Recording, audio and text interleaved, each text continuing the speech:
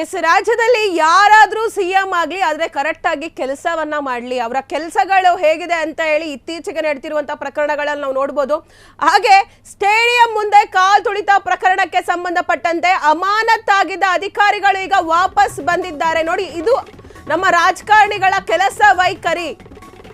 ಅಧಿಕಾರಿಗಳ ಮೇಲೆ ಕ್ರಮವಾದರಾದ್ರೂ ಏನಾಯ್ತು? ಅಧಿಕಾರಿಗಳ ಮೇಲೆ ಇವಾಗ ಕೊಟ್ಟಿದ್ದಂತಹ ಅಮಾನತನ್ನ ವಾಪಸ್ಸನ್ನ ತಗೊಂಡಿದ್ದಾರೆ. ವಾಪಸ್ ಪಡೆಯೋದಕ್ಕೆ ಅಮಾನತು ಮಾಡಿದ್ರ ಸಿಎಂ ಸಿದ್ದರಾಮಯ್ಯನವರೇ ಅಧಿಕಾರಿಗಳನ್ನ ವಾಪಸ್ ಕರ್ಕೊಳ್ಳೋಕೆ ಅಮಾನತನ್ನ ಮಾಡಿದ್ರ? ಹಾಗಾದ್ರೆ ಯಾವ ಪುರುಷಾರ್ಥಕ್ಕೆ ನೀವು ಸಸ್ಪೆಂಡ್ ಅನ್ನ ಮಾಡಿದ್ರಿ? ಕಾಲ್ ತುಳಿತದಿಂದ ಸತ್ತ 11 ಜನರ ಸಾವಿಗೆ ಬೆಲೆ ಏನು? ಹಾಗಾದ್ರೆ ಅಮಾನತಾದ ಅಧಿಕಾರಿಗಳ ಹೆಸರಿಗೂ ಕಳಂಕವನ್ನ ತಂದ್ರಿ, ಹಂಗಂತ ಅನ್ಸಲ್ವಾ ನಿಮ್ಗೆ? ಸಿಎಂ ಸಿದ್ದರಾಮಯ್ಯನವರೇ ಇದಕ್ಕೆ ನೀವೇ ಉತ್ತರವನ್ನ ಕೊಡಬೇಕು.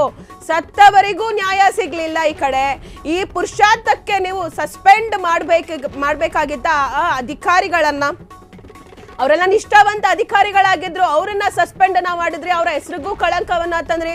ಕಾಲ್ ತುಳಿತದಿಂದ ವಿಪಕ್ಷಗಳ ಕಣ್ಣಿಗೆ ಗುರಿಯಾಗಿದ್ದ ಸರ್ಕಾರ ಅದನ್ನ ಮರೆಮಾಚಕ್ಕೆ ಮುಜುಗರದಿಂದ ತಪ್ಪಿಸಿಕೊಳ್ಳಲು ಸಸ್ಪೆಂಡ್ ನಾಟಕ ಮಾಡಿತ್ತ ಸರ್ಕಾರ. ಹಾಗೆ ಅನ್ಸುತ್ತಲ್ವಾ ಈಗ ಸತ್ತವರ ಕುಟುಂಬಕ್ಕೆ ನ್ಯಾಯ ಸಿಗೋದು ಯಾವಾಗ? ಅವ್ರು ಕಣ್ಣೀರು ಹಾಕ್ತಿದ್ದಾರೆ. ಸೋಷಿಯಲ್ ಮೀಡಿಯಾದಲ್ಲಿ ಸಿದ್ದು ಸರ್ಕಾರದ ಬಗ್ಗೆ ವ್ಯಂಗ್ಯ ಕೂಡ ಮಾಡ್ತಿದ್ದಾರೆ. ಈ ರೀತಿಯಾಗೆಲ್ಲ ಮಾಡಿದ್ರೆ ವ್ಯಂಗ್ಯ ಯಾರು ಮಾಡಲ್ಲ ಹೇಳಿ? ಎಲ್ಲರೂ ಮಾಡ್ತಾರೆ ವ್ಯಂಗ್ಯನ. ಸಿದ್ದರಾಮಯ್ಯನವರು ಈಗ ಸಸ್ಪೆಂಡ್ ಅನ್ನ ವಾಪಸ್ಸನ್ನ ಪಡೆದಿದ್ದಾರೆ. ಈ ವಿಚಾರವಾಗಿ ಅವರು ಮಾತಾಡಿದ್ದಾರೆ, ಬನ್ನಿ ನೋಡ್ಕೊಬರೋಣ. ಎಸ್, ಸಿದ್ದರಾಮಯ್ಯನವರು ಈಗ ಮೇಕೆ ತಾನ್ ತಿಂದು ಅಂದ್ರೆ ಕೋತಿ ತಾನ್ ತಿಂದು ಮೇಕೆ ಮೂತಿಗೊರ್ಸ್ತಂತಾರಲ್ಲ, ಹಂಗೆ ಸಿದ್ದರಾಮಯ್ಯನವರು ಇವಾಗ ಅಮಾನತಾಗಿದ್ದ ಅಧಿಕಾರಿಗಳನ್ನ ವಾಪಸ್ ಕರೆಸಿದ್ದಾರೆ. ಈಗ ಸ್ಟೇಡಿಯಂ ಮುಂದೆ ಏನೆಲ್ಲ ಅವತ್ತು ಆ ಒಂದು ಘಟನೆ ನಡೀತು ಅದನ್ನ ಇನ್ನೂ ಕೂಡ ಯಾರು ಮರೆಯಕ್ಕಾಗ್ತಿಲ್ಲ. ಸತ್ತವರ ಮಕ್ಕಳುಗಳಿಗೆ ಯಾರು ಕೂಡ ನ್ಯಾಯವನ್ನ ತಂದ್ಕೊಟ್ಟಿಲ್ಲ. ಯಾಕಂದ್ರೆ ದಿನ ಬೆಳಗಾದ್ರೆ ಅವ್ರ ಮಕ್ಕಳುಗಳನ್ನ ನೆನೆಸ್ಕೊಂಡು ತಂದೆ ತಾಯಿಗಳು ಈಗಲೂ ಕೂಡ ಕಣ್ಣೀರನ್ನ ಹಾಕ್ತಿದ್ದಾರೆ. ಹಾಗೆ ನಡೆದಿತ್ತು ಆ ಘಟನೆ. ಒಬ್ರು ಕಾಲ್ ಮುರಿದೋಗಿತ್ತು, ಕೈ ಮುರಿದೋಗಿತ್ತು, ಒಬ್ರು ಕತ್ತೆ ಮುರಿದೋಗಿತ್ತು. ಇಷ್ಟೆಲ್ಲವನ್ನ ನೋಡಿ ತಂದೆ ತಾಯಿಗಳು ಹೇಗೆ ಸಹಿಸ್ಕೋತಾರೆ? ನೀವೇನ್ ಮಾಡಿದ್ರಿ ಆ ಸಮಯದಲ್ಲಿ? ಓಕೆ, ಇವಾಗ ಸಸ್ಪೆಂಡ್ ಮಾಡ್ಬಿಡೋಣ, ನಾವು ಮಾಡಿರೋ ತಪ್ಪನ್ನ ಅಧಿಕಾರಿಗಳ ಮೇಲೆ ಹಾಕ್ಬಿಡೋಣ, ಅಧಿಕಾರಿಗಳನ್ನ ಸಸ್ಪೆಂಡ್ ಮಾಡ್ಬಿಟ್ಟು ಇದನ್ನ ಇಲ್ಲಿಗೆ ತಣ್ಣಗೆ ಮಾಡ್ಬಿಡೋಣ, ಆಮೇಲೆ ಅವ್ರನ್ನ ಮತ್ತೆ ಕೆಲ್ಸಕ್ಕೆ ತಗೊಳ್ಳೋಣ ಅಂತ ಹೇಳಿ ನಿಮ್ಮ ಪ್ಲಾನ್ ಏನಿತ್ತು ಅದು ಇವಾಗ ಎಲ್ರ ಮುಂದೆನೋ ಬಹಿರಂಗವಾಗಿ ಕಾಣಿಸ್ತಾ ಇದೆ. ನೀವ್ ಏನ್ ಮಾಡಿದ್ರಿ ಆ ಪ್ಲಾನ್ ಅನ್ನೋದು ಗೊತ್ತಾಗ್ತಿದೆ. ಸಿದ್ದರಾಮಯ್ಯನವರು ಹೀಗೆ ಮಾಡಬೇಕು ಅಂತಾನೆ ನೀವು ಅವಾಗ ಸಸ್ಪೆಂಡ್ ಮಾಡಿದ್ದ ಅಂತ ಕೂಡ ಅನಿಸ್ತಾ ಇದೆ. ಮತ್ತೆ ಅಮಾನತ್ ಯಾಕೆ ಮಾಡ್ಬೇಕಾಗಿತ್ತು ಅಧಿಕಾರಿಗಳನ್ನ? ಅಧಿಕಾರಿಗಳ ಹೆಸರಿಗೂ ಕಳಂಕ ತಂದ್ರಲ್ಲ ದಯಾನಂದ್ ಅವ್ರನ್ನ ನೀವು ಸಸ್ಪೆಂಡ್ ಮಾಡಿದ್ದು ರಾಜ್ಯಕ್ಕೆ ಇಷ್ಟ ಆಗಿಲ್ಲ. ನೀವು ಅವಾಗ ಸಸ್ಪೆಂಡ್ ಮಾಡಿದ್ರಲ್ಲ, ಆಗ್ಲೇ ಎಷ್ಟೋ ಜನ ನಿಮ್ಮನ್ನ ಬೈತಿದ್ರು. ಯಾರೋ ಮಾಡಿದ ತಪ್ಪಿಗೆ ಯಾರಿಗೋ ಶಿಕ್ಷೆ ಆಗ್ತಿದ್ಯಲ್ಲ, ದಯಾನಂದ್ ಅವ್ರನ್ನ ಸಸ್ಪೆಂಡ್ ಮಾಡಿದ್ರಲ್ಲ, ಇನ್ನು ಎಷ್ಟೊಂದು ನಿಷ್ಠಾವಂತ ಅಧಿಕಾರಿಗಳಿದ್ದಾರೆ, 11 ಜನ ಅಧಿಕಾರಿಗಳನ್ನ, ಅವರನ್ನು ಕೂಡ ನೀವು ಅವರ ಹೆಸರಿಗೂ ಕೂಡ ಕಳಂಕವನ್ನ ತಂದ್ರಿ. ಈಗ ಮತ್ತೆ ಈ ನಾಟಕವನ್ನ ಮತ್ತೆ ಮುಂದುವರಿಸಿ ಅವರ ಸಸ್ಪೆಂಡ್ ಅನ್ನ ವಾಪಸ್ ಕೂಡ ಪಡೆದಿದ್ದೀರಾ, ಅಂದ್ರೆ ಅವರ ಅಮಾನತನ್ನ ನೀವು ವಾಪಸ್ ಪಡೆದಿದ್ದೀರಾ. ಹಾಗಾದ್ರೆ ನೀವು ಯಾವ ಪುರುಷಾರ್ಥಕ್ಕೆ ನೀವು ಸಸ್ಪೆಂಡ್ ಅನ್ನ ಮಾಡಿದ್ರಿ? ಏನ್ ನ್ಯಾಯ ಕೊಡಿಸಿದ್ರಿ ಆ ಕುಟುಂಬಗಳಿಗೆ? ಏನ್ ನ್ಯಾಯ ಕೊಡ್ತಿದ್ದೀರಾ ಆ ಕುಟುಂಬಗಳಿಗೆ? ಈ ರೀತಿಯಾಗಿ ಒಂದು ನ್ಯಾಯ ತೀರ್ಮಾನ ಮಾಡೋದಕ್ಕೆ ನೀವು ಮುಖ್ಯಮಂತ್ರಿ ಆಗ್ಬೇಕಿತ್ತ? ನಿಮ್ಗೆ ಇದು ಸರಿ ಅನ್ನಿಸ್ತಿದ್ಯಾ? ಆ 11 ಜನರ ಸಾವಿಗೆ ನೀವು ಎಲ್ಲಿ ಬೆಲೆಯನ್ನ ಕಟ್ತಿದ್ದೀರಾ? ಈ 11 ಜನರ ಸಾವಿಗೆ ಏನಿದೆ ಇವಾಗ? ಏನು ಅವ್ರಿಗೆ ಏನು ನೀವು ನ್ಯಾಯ ಕೊಡಿಸ್ತಾ ಇದ್ದೀರಾ? ಅವ್ರ ಸಾವಿಗೆ ಇವಾಗ ಏನು ಬೆಲೆ ಇದೆ? ಅಮಾನತಾದ ಅಧಿಕಾರಿಗಳ ಹೆಸರಿಗೂ ಕಳಂಕ ಬಂತು.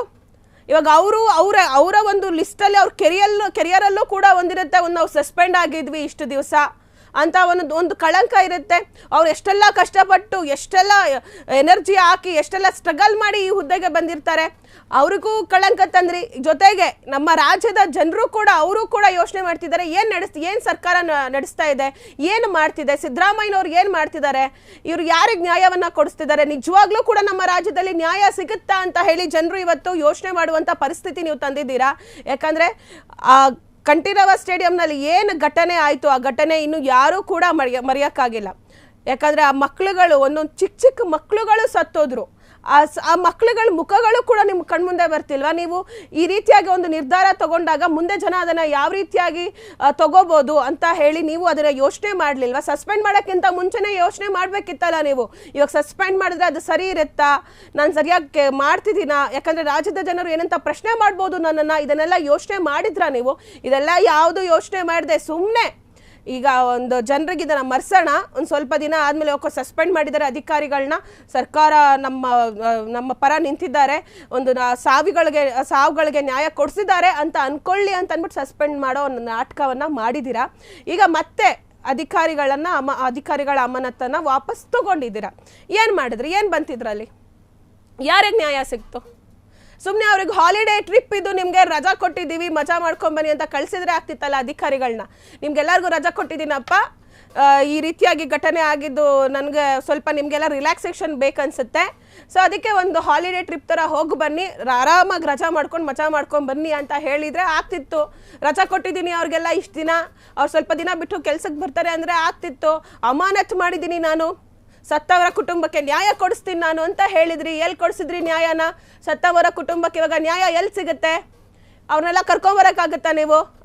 ಸ್ಟೇಡಿಯಮ್ಮಲ್ಲಿ ಸತ್ತೋದಂಥ ಪುಟ್ಟಾಣಿ ಮಕ್ಕಳುಗಳು, ಹಾಗೆ ಎಷ್ಟೋ ಜನ ಕಾಲು ಕೈ ಮುರಿದೋಗಿದೆ, ಅವ್ರಿಗೆಲ್ಲ ಏನು ನ್ಯಾಯ ಕೊಡಿಸ್ತೀರಾ ನೀವು?